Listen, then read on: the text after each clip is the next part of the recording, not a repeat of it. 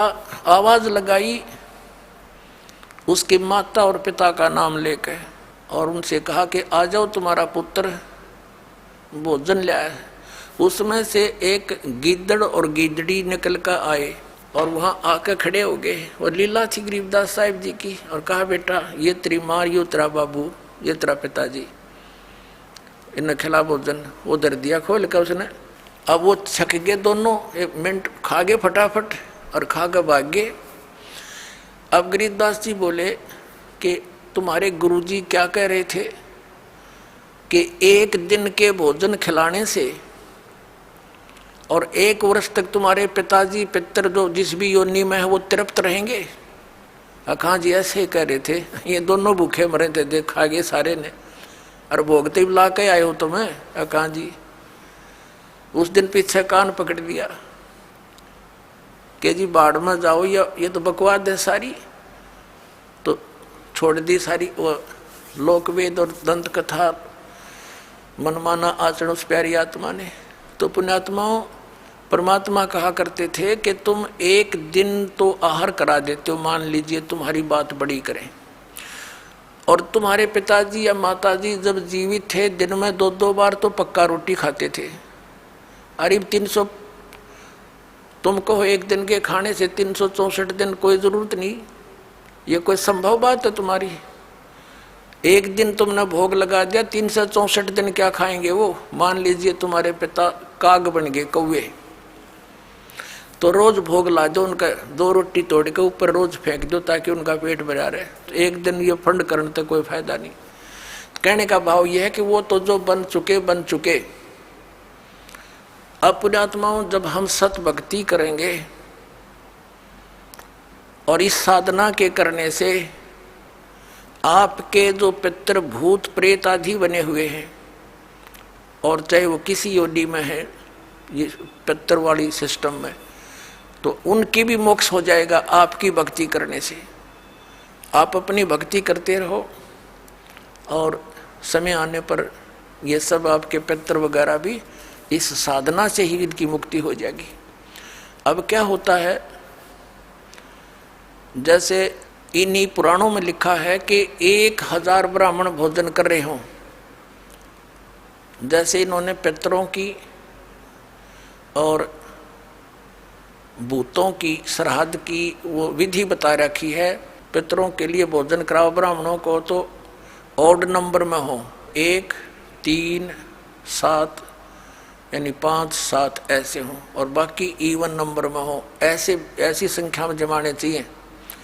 और विष्णु पुराण में लिखा है कि 1000 ब्राह्मण जिमते हों, भोजन कर रहे हों, और उनके सामने एक योगी माने भगत, सच्चा भगत, सत्साधक, सत साधना करने वाला परम अक्षर परमात्मा का जो साधक है वो वास्तव में भगत योगी होता है। योगी का अर्थ ये नहीं ये पेट का पानी हला के दिखा दे और आसन उसन कर रहा हो ना, ये योगी नहीं, ये तो एक वो है अपनी, समझ लो ये प्राकृतिक चिकित्सक कह सकते हैं, वो योगी है। योगी का अर्थ होता है भक्त, परमात्मा से मिलने की जो कोशिश कर रहा है वो योगी है, भक्त यानी सच्चा साधक। ये देखिएगा श्री विष्णु पुराण, इसके अनुवादक हैं मुनीलाल गुप्त, ये गीता प्रेस गोरखपुर से प्रकाशित है।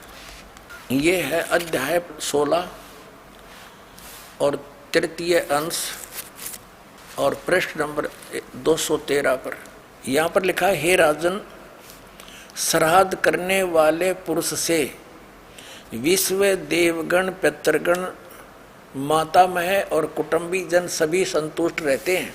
हे भूपाल, पितृगण का आधार चंद्रमा है और चंद्रमा का आधार योग है, भक्ति, और इसलिए श्राद्ध में योगी जन को नियुक्त करना अति उत्तम है, यानी सत साधक को।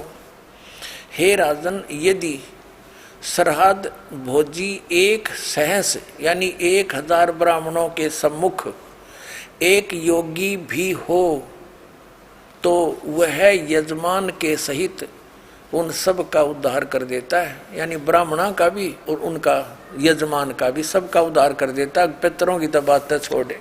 अब पुण्यात्माओं, यहाँ पर आप सब योगी हैं और जो भक्त आपके यहाँ दान करता है वो आपको जमा रहा है, तो आपके पितरों का तो वही उद्धार हो जाएगा। ये सत्कर मान लियो।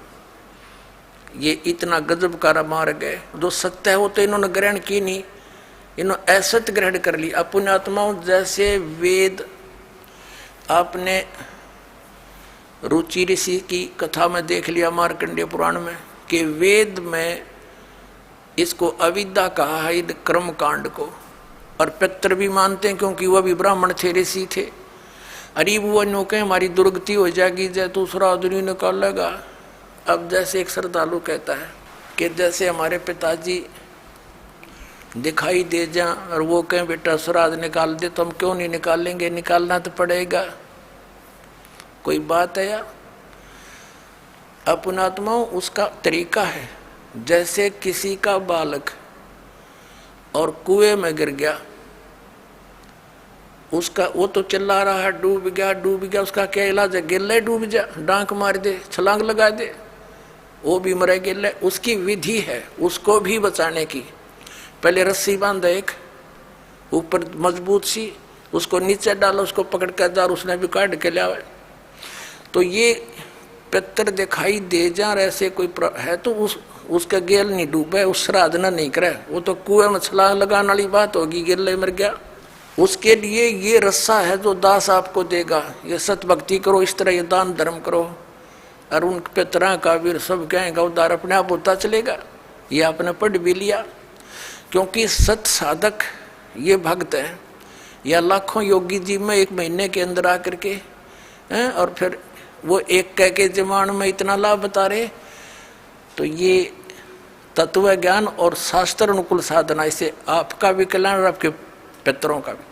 अब जैसे आप जी ने अभी सुना कि वेद में इसको मूर्खा की साधना बताई है, तो बिल्कुल ठीक है। तो वेद क्या है? ये परमात्मा का विधान है, ये परमात्मा का आदेश है। और जो हमारे पुराणों में जो लिखा है वो पितरों का या ब्रह्मा जी का या किसी जैसे मंदालसा या कौन थी बता, इससे की बात ने साची मान ली, सब ने इसी तरह करने लगे।